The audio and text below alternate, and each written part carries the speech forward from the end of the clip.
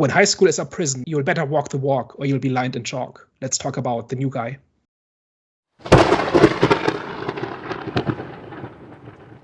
Hello, everyone. Welcome back. We are back, the Out of the Storm podcast. Daniel, can you please let the people know what we're going to be discussing today or debating? So this is Have You Seen, in which we talk about a movie that some of us know well and others have just seen for the first time. This week, we're talking about the 2002 comedy The New Guy, which is one of my favorite comedies that I kind of just randomly encountered probably somewhere around 2005. So to maybe just summarize what the movie's about. So essentially, it's about this guy, Dizzie, who is kind of this outsider or considered loser in high school. He's got this group of dorky friends. They play in a funk band together. Dizzie essentially tries to get expelled from his school on purpose in order to kind of start over fresh in another high school. And in doing so, he actually ends up briefly in prison. The inmates take pity on him when they realize he's a high schooler and teach him some basic survival skills. And then he starts over in his new school. And because he gets to play the tough guy, he's immediately accepted by everybody and becomes this rock star. And the whole thing then comes together when his new school plays his old school in football championships or something like that. And then he has to pick between being popular and being genuine. You guys just saw it for the first time, right? So what are your impressions and takeaways with The New Guy? I'm going to caveat that, actually. So I do feel like I have watched it before, but it's one of those ones where I haven't watched it in a very long time. So it was like a fresh watch for me. But as I was watching, I was like, it was very familiar. This is like the type of movie that when I was growing up made me want to move to America, made me want to live in America. But just like kind of like the teen culture and stuff like that, and like the whole like atmosphere and like sort of some of the football games and stuff like that. It was just kind of giving me some of those nostalgic feels. But kind of like overall as a movie, this movie is stupid, but in all the best ways possible stupid. Like there's just like so many like stupid things happening in this movie that just like, why is this happening? But it's also like funny at the same time. No, I had a like great time kind of like rediscovering this movie. When he sort of comes from sort of prison and he's got like this like whole like gag with the police officers to like drop him off and make him look like the most like badass guy person ever. It's just like dumb stuff like that where you're just like, I can't believe, like it's like they thought of like the most like wackiest thing or like the most like what's like a typical thing that will make someone like potentially seem cool and like dangerous or whatever like that, and then you just kind of like dialed it up to 100, which was great. So yeah, I don't know, I had a really good time watching this. Yeah, it was fun. I can't say nostalgia, but it definitely was relatable, because I think it's relatable in many schools. Like the bad boy would always get the girls, or just they'll always be the one that's popular.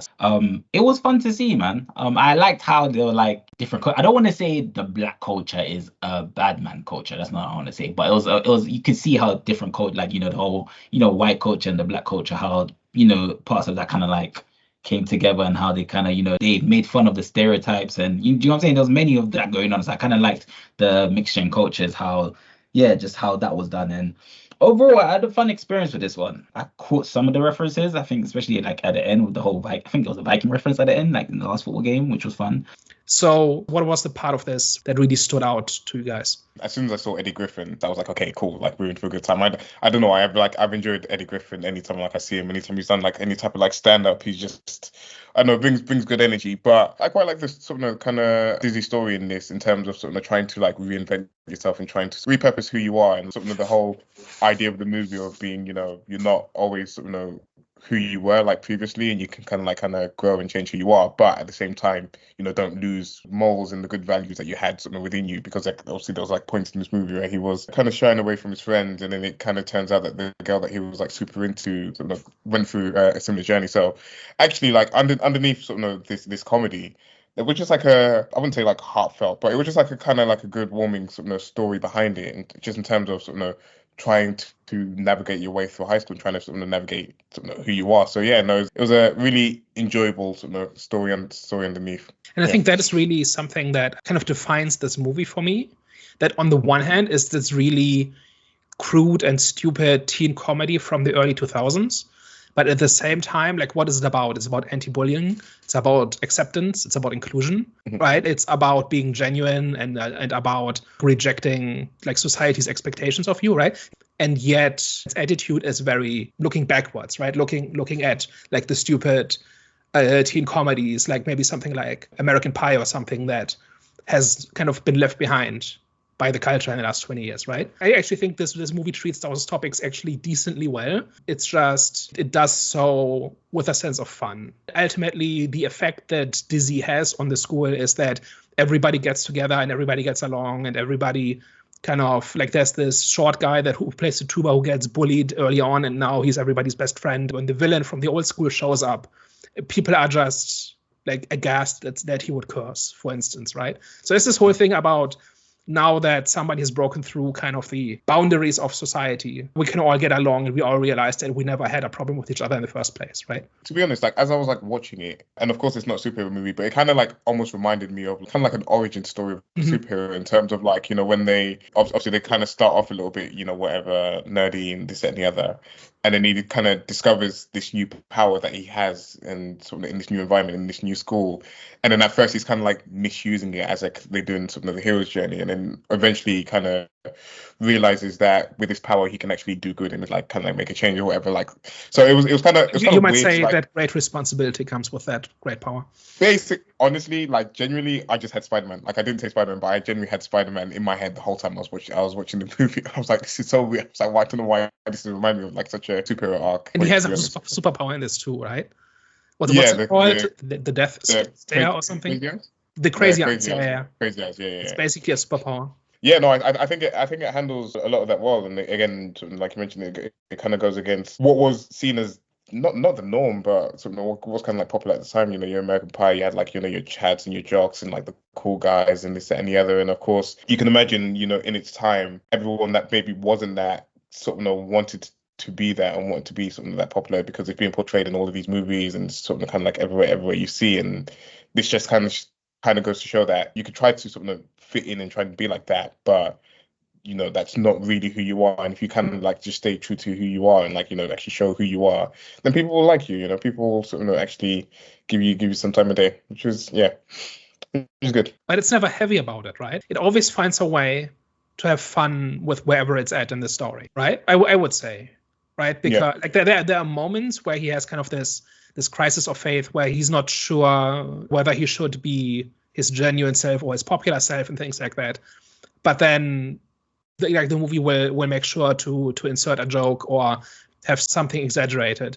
Like when the entire school comes together to face their rivals, they do this Braveheart homage, which is just the most ridiculous thing. Like, they didn't have to put that in, right? They could have just had them show up at the game, right? Or when he kind of gives his pep talk to the football players and dresses up like General Patton, and somehow there's a giant flag just lying around to use as a backdrop. And then there's one of the iconic jokes of this movie where I said we didn't give up when Pearl Harbor was bombed. And then some guy says, I thought that movie made money, which is one of the enduring jokes of this movie. Or the party where kind of he sees kind of the cost of going back to his genuine self. Like, this is what, like, he immediately gets invited to this party that he would normally never have been invited to. And then it kind of shows what he has to give up if he ever goes back.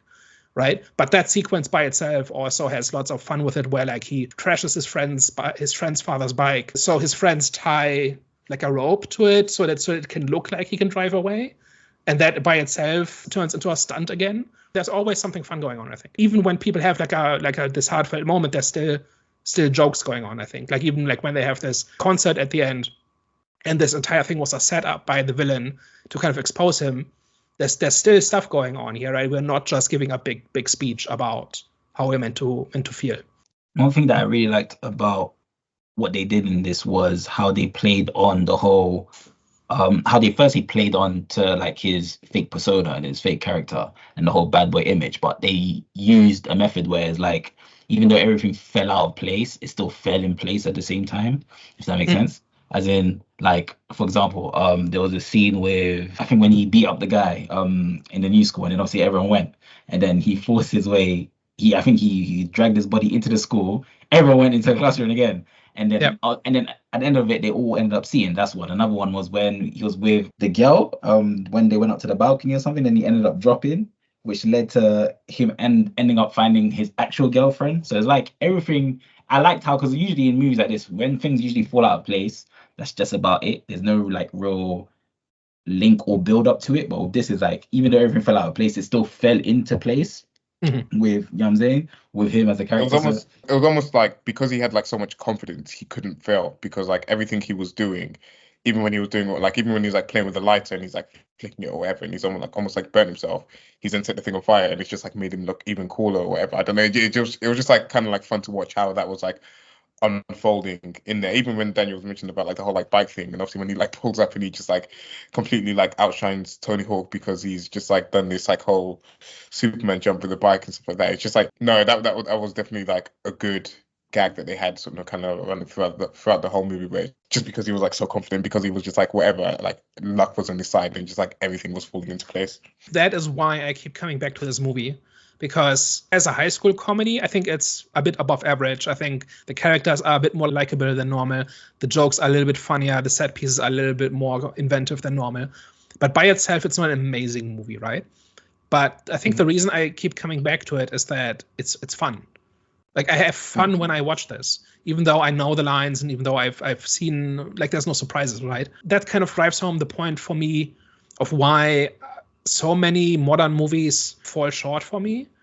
It's because they're not fun and they don't want to be fun. Right? They want to be somber and heavy and like have a big message and whatever. And they forget to be fun in the process. They all want to talk about their childhood trauma. They all want to work through their relationship with their father, whatever it might be. It's always something heavy. And that's completely regardless of whether it works or not and whether or not it's well done. It's just, but it has to be there. And nobody wants to make a fun movie. And this movie is just fun from start to finish. Kind of, it starts with this guy dancing in his underwear to funk music. And it kind of sets the tone for the entire movie. I'm not saying it's the best at this exactly. I'm just saying it's rare these days. Yeah, no, you're right. It's just, it's just a reflection of the times that we're in. That's what's like, but I think you've said this before, like, in terms of like what's popular in the film industry, it changes. So we're just in a time, I don't know how long this time has lasted for, but we're just in a time where trauma is what sells. So I'm pretty sure we'll get back to a time where, I'm waiting for the time till we get back into found footage type of movies. So I'm pretty sure we'll get back into the time where fun movies is going to be, back in fashion. But you are right. I do see what you're saying. Like you said, it's just entertaining throughout. Like, there isn't a moment where you feel like it's dragging. I feel like a lot of these movies as well at the time just had like the right runtime. Just like the hour and a half mark of just like, kind of, here's a linear story, here's some jokes that will carry you throughout the movie, and you're just in for an entertaining ride. As long as you're into the that type of humor, into that type of jokes, then you're in for a good time. And then like I said, for me, it was just like the stupidity of everything that was just like happening. It was just like everything was just the most over the top and like the most ridiculous thing you can probably imagine. And that's where I was kind of getting my fun from in this movie. Even the whole situation of, like, I don't even know why, I just found it funny, but like when there was like the three of them in the prison and they were just like dancing and they were taking turns to like be in the middle and dance stuff. I don't know why we're doing this. And then he teaches those moves to the cheerleaders in the next scene. Yeah. And it's just honestly ridiculous. But yeah, I don't know. It just like, for me, it hit me in all the right ways. I think the thing that really encapsulates this movie is the Whip It song. That is kind of the one that always gets referenced. You can find like YouTube compilations of it and like all over the place. And it's like a 70s funk song, but covered by like an early 2000s punk rock song. So that is what Dizzie really is, dressed up as what everybody wants him to be. Yeah. And that kind of, like, that's his entire character arc, right? And he brings those two things together in that song. I don't know if this resonates if you're just a couple of years younger than that, but like for me, this is kind of exactly what teen culture was like in like 2002. For me, it was just reminding me of Alien Ant Farm and the Smooth Criminal rendition that they did of that. Obviously, I wasn't like too big and like didn't know much else outside of that, but it did kind of like have that resonance in terms of just being familiar with and just like reminding me of that and being like, okay, I remember this was a time. I remember like this was kind of a wave at the time, even though I wasn't like super in it myself, but I just kind of could call back to it. Do you guys think this film is as deep as you're making it sound, though? Both of you. No. So don't get twisted. Okay. So I think that's in there, and I think that is why they did this. I don't know the exact story of this. Like, I don't know if they approached this band to cover the funk song, or if they had already covered the funk song, and that's why they were picked or whatever. I don't know which way around it happened. I do think that like the secret of this movie, or the reason why it resonates with people, is that it's dumb fun with a message and do two things to support each other rather than being in conflict. Like in a lot of, that's kind of what I was getting at earlier, that in a lot of modern movies, we are cutting out the fun because the heavy message is what counts. And this one kind of combines the two. And the two together are the movie, right? If you strip out the whole thing about going beyond like cliques and rejecting bullying and being true to yourself, if you take that out, it's no longer the same movie. It's just a bunch of high school jokes. And there's a couple in here that have nothing to do with the movie itself, right? This whole thing about Tony Hawk and these two guys, where like they get on his nerves, so he yells at them, so they break a skateboard over his head and stuff like that, right? There are these characters in it that have nothing to do with the main story, and as a result, they're kind of one of the weaker ones. But the movie itself is kept together by this whole thing about be true to yourself and accept yourself and others, right? Which is a very sappy message, but I think because it's wrapped up in the fun and in the jokes, it becomes more palatable. In just looking at like discourse surrounding this movie, nobody talked about how preachy it was or how sappy it was or how it talked down to anybody, like the kinds of complaints that you would get about a movie like this today. And that's because it's fun. Like we talked about this, I think, with a few movies, but we talked about this with Conclave as well, where if you have a message, you need to wrap it up in a way that appeals to people first. And if you do that, then people will not mind being told a message. But if it's like homework or if it's like a lecture, then that's where people reject it. And there's a movie from 2002, and this has like jokes in it that would not go well today, right? A couple at least. But it's also like the friend group is this really diverse group. It's got this message about, you know, acceptance and including everybody and regardless of who they are and all of that. I do think there's something there. I think the reason nobody's bothered by this, and the reason why it has this reputation as being a fun movie, is because it puts the fun first. And it's like quite relatable as well, because like everyone's been to school, everyone's kind of been in that mixing pot and sort of the melting pot that is school, and sort of kind of being in this group or that group, or something like being in the in group, or, you know, kind of not quite fitting it in, or like wanting to be like slightly different to kind of sort of hang out with another crowd. So there's like that element of like relatability that's also kind of like buried underneath all the sort of the jokes and the comedy that's within this. So it's like, okay, yeah, like the message can be a little bit sappy if you sort of really peel it back and feel it. But again, it's like, okay, like I can, you know, you can almost like laugh at maybe some of your experiences. You can maybe even like laugh at like, sort of, what things kind of could have been like in your time or whatever. Like there's just like that like element of like relatability and just like kind of like finding the jokes and finding the fun in it. And even like for someone that's probably even like grown up, you can even like look back and be like, man, I was like so stupid to try and like, you know, do this or do that. And like you can even like try and even like see, oh, I even had like this phase in my life where I was like kind of like this way or whatever like that. And then obviously you kind of like grew out of it and stuff like that. It's just like, yeah, there's just like so much element of, okay, you can kind of sort of understand and like see that type of pull. And I feel like they handled that aspect of it, you know, quite well in this as well. And just, I mean, I wouldn't say quite well because it was like quite overt of like, you know, what was in, what was out. And it was kind of like a bit like in your face about, you know, how we made the change. But like I said, you can just kind of see some type of like relatability to sort of your experience in school in there or whatever. And I think the most relatable scene or most universal scene is in the record shop when he's out shopping with Danielle and he runs into his old friends and he's embarrassed about them and he denies knowing them.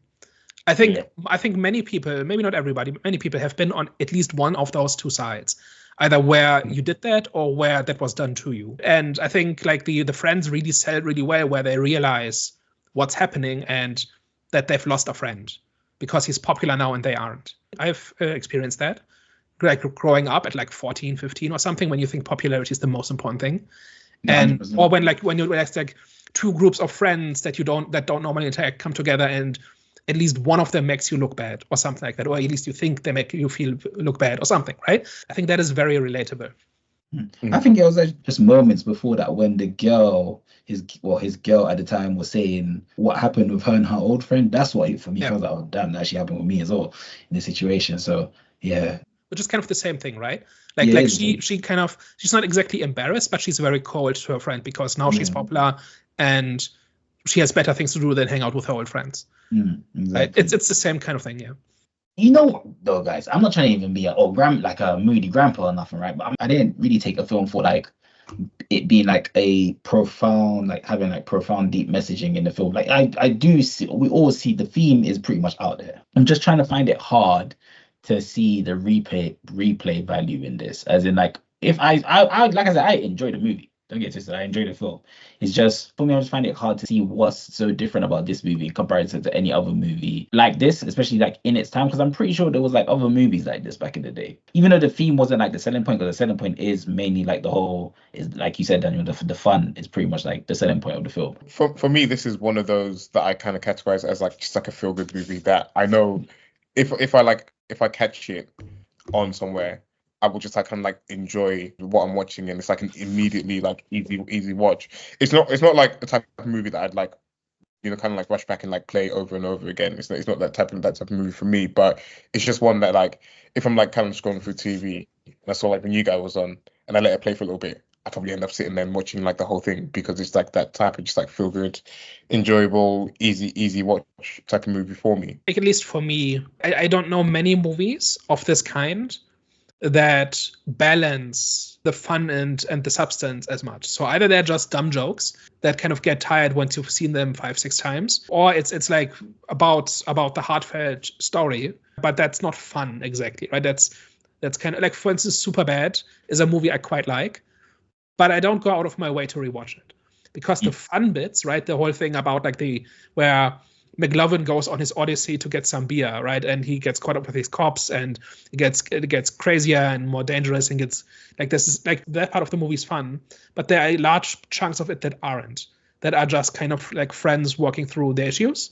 And with this, it's the somber stuff never lasts for more than a couple of minutes, and then I think of something fun to do, like the party or Dizzie's attempts to get expelled, or the prison stuff, or like the funk concert at the end. You only have to wait a couple of minutes, never more than 5 to 10 minutes, until something fun happens again. And I think that is what makes it easy watching. And I think on that pacing level, I think it's really quite good. And for me, there are no stretches that really drag. I think that makes it rewatchable. Yeah, I was just finding it hard to kind of like see it in you guys' lens, because I'm sure there's many movies with this type of storyline, right? I did find it a bit over the top at times, as in like yeah, that's the point. Like and that is the point. So it's just one of them ones, if that's for you or not. And but that's why I was surprised, because usually I wouldn't say it's not for me, but usually this isn't really the type of stuff that I watch. But then when I watched this, it felt refreshing, because it just, and when I say refreshing, because I usually watch the same type of stuff, dystopia, post-apocalyptic, so it felt refreshing watching something different. So you're right at home in the high school setting. I'm right at home in the high school because you're used to dystopias. Yeah, okay. I see. Okay, yeah. But seriously, like this whole high school is prison thing, like a lot of people, like that's pretty much everybody's experience on some level, right? Yeah.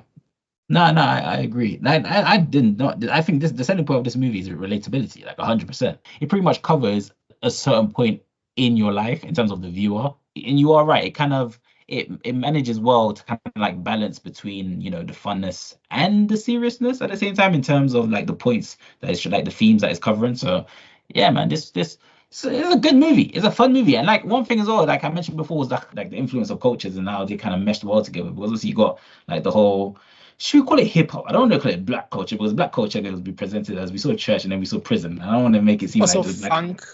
Yeah, exactly. Like the original band that sang Whip It, that was a black band, like a black band. Exactly. So you see, and that's Dizzie's idol, right? We see that early, like in the montage at the beginning, right? Yeah, exactly. So them, coming together. And one thing as well, this did really feel like an early 2000 type of movie, and I think Hervey's even said is like it made him want to go move to America, because like even TV shows, like shows in Nickelodeon, what's the orange soda show back in the day? I forgot it was King and Kel. I think so. I don't know. I forgot what it was, but like it just had that early 2000 feel that even made me want to go to America at a point, because it was just fun, like just seeing how just everything about America back in the day, the way that was presented in movies back in the day was so fun. So like watching this, it definitely gave that nostalgia feel, which I really enjoyed. Was this movie needed for its time? Like, was there like some sort of identity crisis that kids were going through? Kids have always, like, they will always go through identity crisis in every country, in every, like, during their whole school years, they'll always go through an identity crisis. But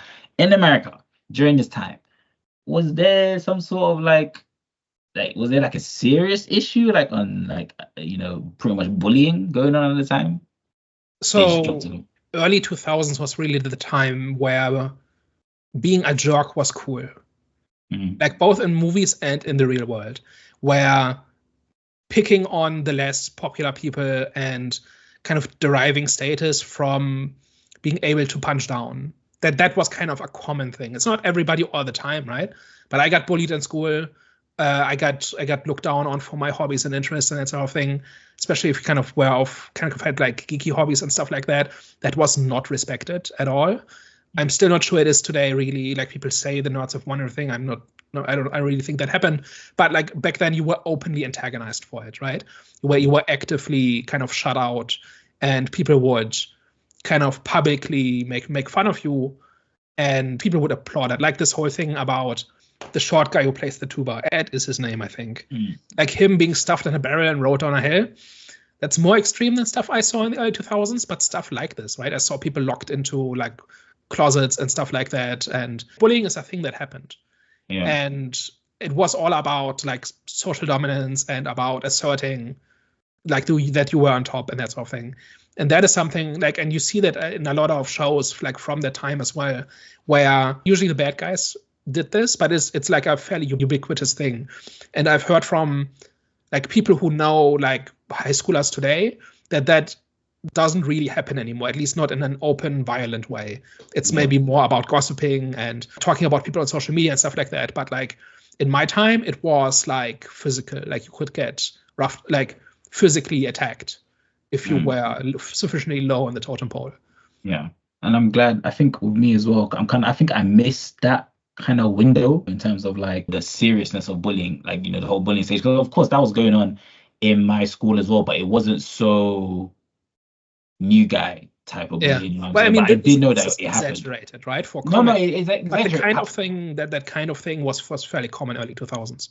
No, 100%. But it happened. But I know that's exaggerated, but it was like before I went, I don't know, I think I went to start high school in 2007. But before that, I knew it was serious. Like, for example, there was a school called John Kelly, not too far from the school that I went to, and that school was bad. That was like, it was Copeland and John Kelly. Those schools were notorious for like stuff like that as well. And I think my school kind of was as well, but when I went, that's when they were kind of like transforming a bit. So I definitely do see how this would be like more relatable for people that were like just a bit older than me. I'm old. I'm 27. I'm gonna be 28 in a couple of days, couple of weeks. I mean, but I'm just saying, like, you know, people who were in like the whole high school, maybe in the early 2000s. I understand how that would be relatable for them, because I can tell that bullying was definitely like not the same, but it was definitely similar to what we saw. And more than anything else, being popular was the most important thing. Yeah. This was pre-social media as well, so it was like your world was very small, but everybody knew about what everybody thought about everybody, like in terms of social standing, and being popular was generally considered among the most important things. And being normal and popular and accepted and all of that. So when like that, and that's why Dizzie goes through these lengths to be cool, and that is why he so quickly forgets his old life. It's because like that is success for him. That is victory. That is him achieving everything he's ever wanted. But it comes at the cost of his old life, right? And he has to leave his old friends behind. And he kind of half-heartedly tries to reconcile the two. But until he really gets really established, he really has to choose between the two, right? That's always been a thing. And there was definitely worse back in the day. I think I don't know what's going on in high school now, but that was like the end all be all. Like, if you weren't popular, then my friend, like, school wasn't tough, but it's like being popular. That was like most people's goals. Yeah. That's why I respect the guys that were always in the library, because they're fast thinking, bro. Like, you ain't trying to, you know what I'm saying, build up your stripes or your, you know what I'm saying, your credibility or your popularity in school. But then obviously you see them now, like, oh, okay, I see. You guys are definitely winning now. But I hope it's changed now in high school. I definitely hope it's changed now. One thing that, so I've said in a few different places that I've noticed that good movies have a tendency to change the rules at the 50% mark, right? This is exactly what happens in this movie too. Not exactly, it's like maybe 55% or something, where Dizzie kind of decides to bring the worlds together and to try to not leave his friends behind. That happens at the 50% mark. It's not something he just decides at the last minute in the last scene, and that is the happy end. He makes that decision at maybe 60% of the way through the movie, and then the second half is about him trying to make that work. I've just noticed this in a few different movies now, where that is like that is how you make a good movie. That is how you don't drag out a premise. That is how you kind of keep things fresh, and that's how you keep things moving, and that's how you make things more satisfying, where you can actually explore like a character's decision because you've got an entire half of a movie to deal with it. Dizzie's kind of attempt to redeem himself takes up like 40% of the movie or something like that.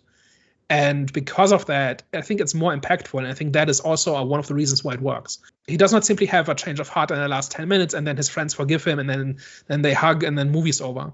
Like he has to actually live with that decision or has to try to make him work, and we have to watch him make it work for a solid 40 minutes or whatever it might be. And I think that's huge. Yeah. I think that's a big part of why this movie is as compelling as it is. Mm-hmm.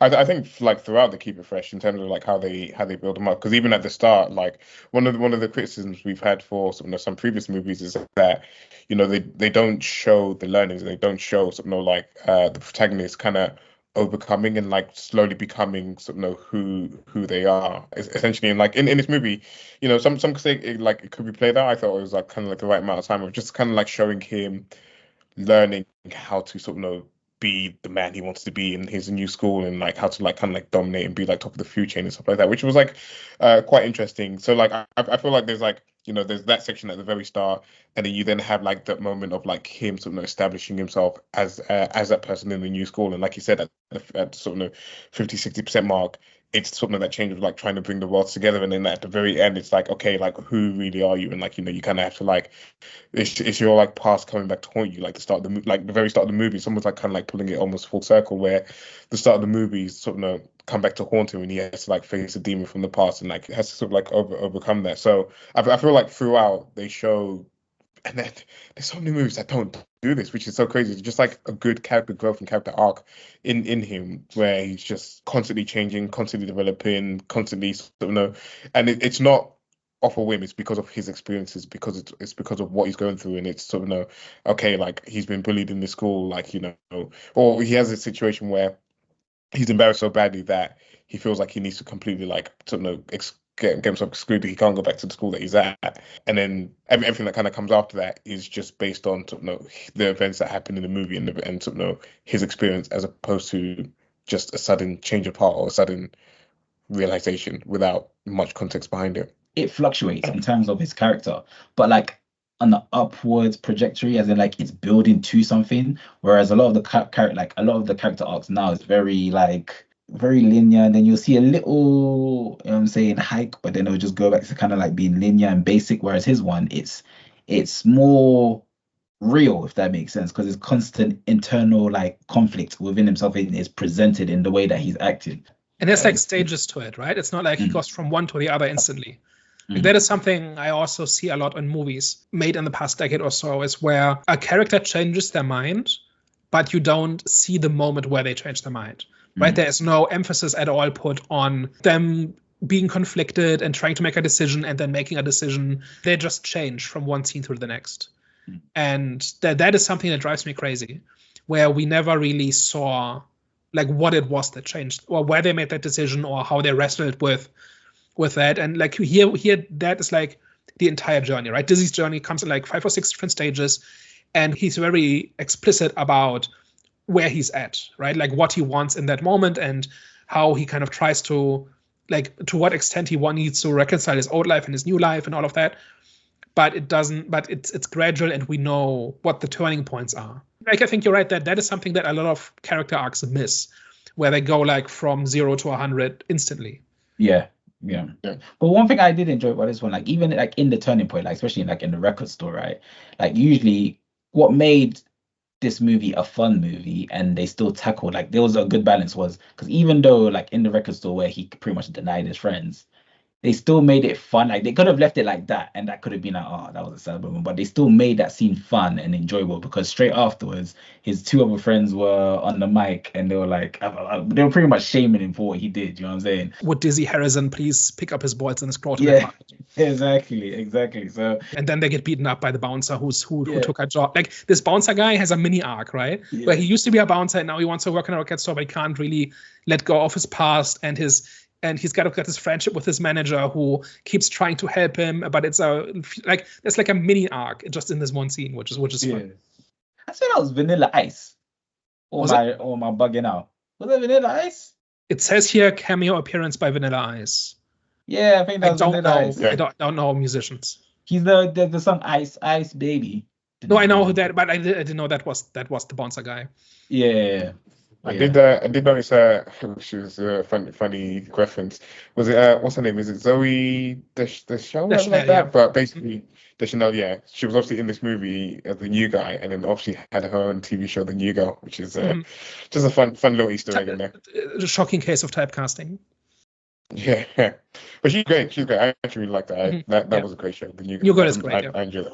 I do have some negatives if we want to go over that. So one thing I think it does not do well enough is to kind of justify why he gets that accepted to the point in new school, but to the point where everybody just follows him. I just don't really buy that. Like, yes, I understand that he's popular because he's the cool guy and he does exactly what everybody expects the cool guy to do, but he's just the instant leader, right? And I never quite understood why that was. I understand being popular, but like when he says, I get the part where Danielle says, "Hey, if you show up to the football game, then other people will also show up." But then he's instantly a leader, and everybody just rallies to his example. And I feel like there's like one or two steps missing, and there's something to be said for like exaggerating for effect, where people are that much of a sheep. And just follow whoever is popular and do whatever is popular, but I don't feel like that. Like everything else is so explicit in terms of the steps characters take on their journey, right? And this is the one part that's kind of rushed. I actually don't think so. I think it actually did come with steps to him becoming the leader, because with strength, right? Even in high school, like usually the strongest guys, like it comes with automatic respect. Because even after he beat up the popular guy, I don't think he became a leader straight after. He became a leader straight after the football match. So before that, he was still kind of like building up his rep. So Danielle asks him so he gets popular. Danielle asks him to show up to the game. He shows up to the game, dresses up as General Patton, gives the rallying speech. They win a game, and then everybody loves him overnight. But before that, remember, because he beat up the guy, and then the girls approached it. Yeah. And then afterwards, once the guy saw that he gets the girls, that's building up to his rep. So then he's still not a leader at that point, but those are the two stages: was beating up the guy, people seeing that you get girls, and then you gave that whole speech, which led to your school winning. So I think those 3 steps. That's I don't think it's broken. I just think it needed a few more, and especially because that's really important, right? Because suddenly everybody follows, or even if it's just been about like a character or two saying why they think he's so cool. Right? Now, I understand that this whole thing, like it's about prison, it's about gangs, it's about people defer to the most dominant person of that. I get that's the joke, but I feel like that's the part where I kind of have to go with it. And everything else works a lot better on a story level and a character level. Any other thoughts on the new guy? It says underrated, overrated. I would say underrated. Well, to be fair, I don't even know. I don't know how it was received. I don't know what the reception is for this. I don't know whether it's considered a classic. What's the Rotten Tomatoes for it? So box office was $31 million on a $13 million budget. So it was a success at the time. Let's see. Rotten Tomatoes. 7%. 7% on Rotten Tomatoes. That's critics 7% and audience is 54%. Wow. So I it's low on both kind sides, of I'd understand that in terms of why would critics not like this. Oh, but I feel like they just don't have like any not sense of humor, but it's like they want things to be so profound and just sometimes can't you just watch a movie and have a good time for the moment? Yeah. I wonder from when those reviews are. Like how recent those reviews are. Rotten Tomatoes, I don't think was around in 2002. So I don't know when this started. And I don't know who's reviewing the new guy in 2020. But yeah, critics hate this. And I'm actually not sure, like it's not that poorly aged, right? I don't think there's really anything really where you say, ooh, that's not a good look anymore. Like there's one or two little things here or there, but they're over very quickly. It's essentially the plot of a very special episode from a sitcom from like 1994, right? Where there's like the new kid in school and maybe they're in a wheelchair or something, and then the characters learn a very important lesson about not judging or something, right? That's basically the plot of this in a way. Yeah. And it seems like critics should like this, right? Because it's not subtle at all, but also maybe it's not sanctimonious enough, so it doesn't feel important. I don't know. But yeah, I'm surprised that like in you was low. I didn't know it was 7%. All right, let me check something. I'm sure if it was more X-rated, then that percentage would have gone up. Yeah, so Madame Web is 11%. Twice as many critics thought Madame Web was a good movie or worth recommending compared to The New Guy. And that's just ridiculous. Madam, I didn't even know you're searching up for Madam. Well, what else am I gonna do? It's a benchmark for everything. What we can say about Madam Web, because we always complain, right, that films nowadays don't have a cultural impact. Madam Web had a cultural impact, a big one. People are certainly talking about it. But like 11% of critics say a movie that is so broken it's not even like it's just like the reanimated corpse of 6 different movies. Twice as many people think that is worth recommending compared to The New Guy, which is like a wholesome story about getting along and like not being a bully. I don't get it. That's why you never pay attention to the critics score, man. Yeah. Like I or the audience score, to be fair, because 54% to me is low. I know we kind of like brush past that. 54% to me kind of surprises me, considering what audiences lap up these days, and things like Jurassic World or like King Kong or whatever, like they're getting like mainly positive scores. Like it kind of shocks me, but again, different times, different whatever. I think if you casually watch The New Guy and you kind of maybe watch 10 minutes of it on TV or you catch a clip on YouTube or something, it can look like a dumb comedy like any other from that time. And maybe if you catch the wrong clip, then maybe it looks worse than it is or something. So I can kind of get it being a coin flip for people. So you're either into this style or you're not. It's kind of what 50% means. Right, it's not 50. It's not a 50% movie. It's half of people recommend it. Right, that's what that means. Yeah. And that just means kind of it's an acquired taste. But 7% just means should mean this is like the worst of the worst. Yeah, so I don't empathize with that at all. I think I'm just like I recognize that some of my love for this movie is nostalgia, that I saw it at just the right time. So I graduated from high school in 2005. If I saw it in maybe 2005 or 6, I would have been exactly in the right frame of mind for this. That's part of it, right? But I actually do think, like, I've actually revisited some movies I really was into at that age, and I've not given them another look because they're just not held up. I think this holds up. I think this is fun. I think this is creative. I think it's got some great actors in it. I don't think there's anything in this you need to really apologize for very much. It's about something without being heavy. It's good. It's not high art. And a movie doesn't need to be. Like this is like the incarnation of movies don't have to be art, because there's not much artistic about this, but it is a good time. And it's needed. It's needed. You know what I'm saying, like you said, not everything has to be about trauma, and definitely not everything has to be about art. And I wonder what the backlash will be. Like at some point, will people get tired of it and just want dumb fun? And then I wonder what that looks like.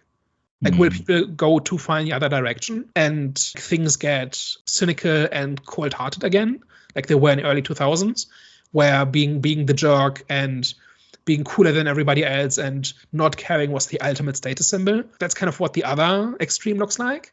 And I wonder if we ever come back to that. And I want to wonder what that looks like and why that happens. Usually kind of the cultural pendulum swings about once every decade or so, where people overdo something and they try to find balance in the other thing, and then they overdo that, and then it swings back again.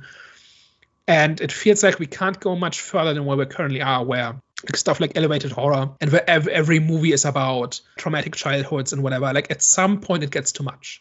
I think there's a place for that. I think there's always been a place for that. But at some point, there has to be a backlash. And I don't know what that looks like. Stay tuned, as in like stay tuned to see how it plays out. Yeah, we'll see.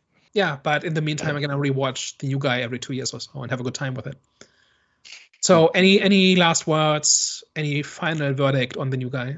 Good, stupid fun with enough of a kind of like heartfelt story behind it to make this one that I can categorize in my feel-good type of movies. Very, very solid performance here. For me, it's pretty much what Daniel was saying before, but it's not really a heavy film, but it's kind of like there still were like serious topics discussed in a fun way, and I definitely give them credit for that as well.